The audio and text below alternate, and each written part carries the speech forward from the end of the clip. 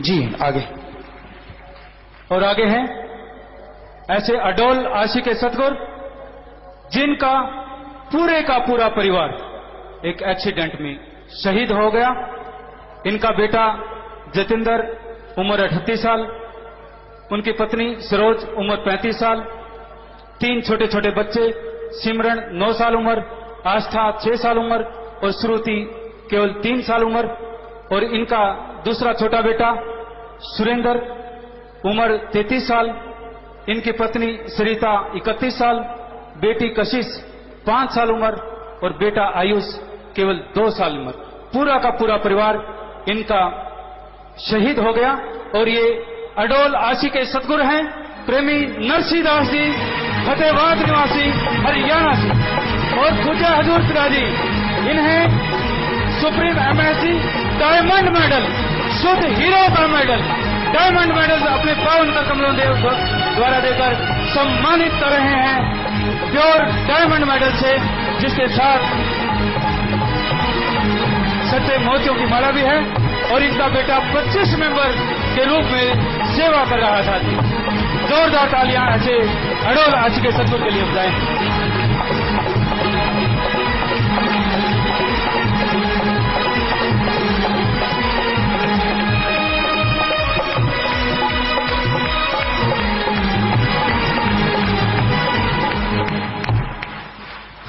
और प्यारी सासंग जी, आपको कहा था कि आप सुनेंगे तो रोंगटे खड़े हो जाते हैं। और ये नरसिंह जी कोई छोटी मोटी बात नहीं, बहुत बड़ा घराना है, बहुत अच्छा बिजनेस, आड़त की दुकानें, बहुत तगड़ा कारोबार। और पूरे परिवार में बेटी एक इनकी जिनकी शादी हुई वो, लेकिन उसके अलावा अगर जो वैसा परिवार उसमें ये 10 में से ही अकेले बचे। और आपको इनकी सेवा की मिसाल बताएं, कभी भी सच रक्षा यात्रा या कहीं भी सत्संगों पे हम जाते थे तो इनके बेटे 25 मेंबर थे, दूसरे यहाँ आश्रम की परचेजिंग करते थे।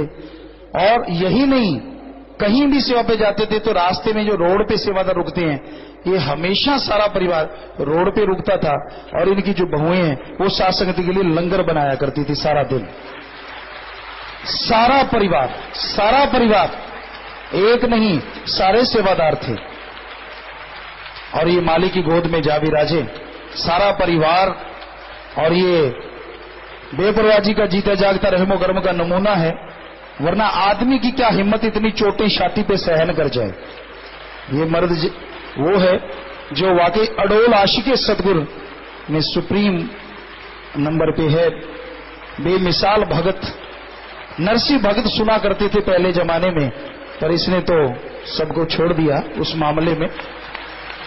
क्योंकि साथ संगत जी आज भी ये उसी सेवा को ज्यों का त्यों अंजाम देता है। सबसे बड़ी बात, वैसे ही लाठी लेके वैसे ही सेवा पे ये खड़ा होता है।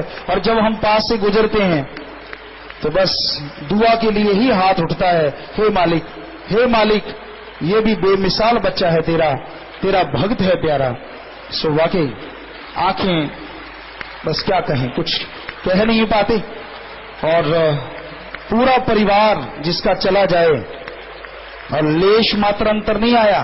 पहले दिन मिला, हाथ जोड़े, इसके बाद टीवी वाले आए जो बिकाऊ माल है, बिकाऊ टट्टू, आप जानते हैं कौन है, जिसका काम है कि सच्चा सौदा के कोई विरुद्ध बोले, डिश लेके आ जाते हैं, गाड़ियां लेके आ जाते हैं। वो भी खड़े रहे कि तू डेरे के खिलाफ कुछ बोल।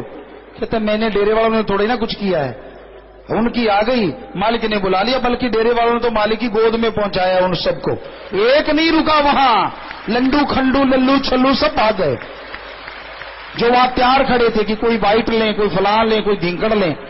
आशिकी का क्या नाम दें, बातों की आशिकी बहुत करते हैं, पर हकीकत में आशिक हो तो ऐसे हो जैसे नरसिंह। तो ये भी मिसाल बन गया है, एक अपने आप में मिसाल बन गया है। और अब ये कहीं सारी दुनिया कोई परवाह नहीं कि मैंने तो यहीं सेवा करनी, और यहीं रहता है। कारोबार की कोई कमी नहीं थी, पूरा घर था भरा हुआ। तो ये बेपरवाही से यही दुआ है कि मालिक ऐसे परिवारों को अपनी गोद में और उच्चतम दर्जा बख्शिए वहां पे। और यहां जो ऐसे जीव है उन्हें मालिक बेइंतहा खुशियां बख्शें, अंदर शांति दें और चेहरे पे नूर बख्शें। मालिक से यही दुआ है, घर में खुशी बख्शें। जो भी परिवार के जीव रह जाते हैं, अकेले अकेले भी ऐसे हुए हैं, अकेले अकेले नौजवान बच्चे हुए हैं, उनके लिए अवार्ड अगली बार से रखा जाएगा, क्योंकि इस बार आपको बोला कि एक फैमिली में इतने लोग जिनके चले गए उनको पहल के तौर पे अवार्ड दिया गया।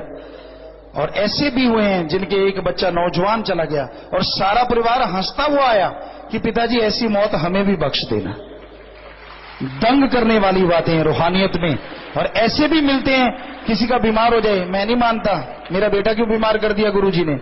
आशिकों में जमीन आसमान का अंतर होता है। एक कहने के आशिक होते हैं और एक हकीकी आशिक होते हैं। सो हकीकी आशिकी मालिक को पा जाया करते हैं, दोनों जहां की खुशियां हासिल किया करते हैं। सो आशीर्वाद मालिक ऐसी खुशियां बख्शे जो सदगुरु के नाम पे पूरे जमाने की टक्कर ले लेते हैं। धन्य उनके माँ बाप होते हैं और धन्य वो होते हैं, और मालिक उन्हें किसी चीज की कमी अंदर बाहर कभी आने नहीं देते।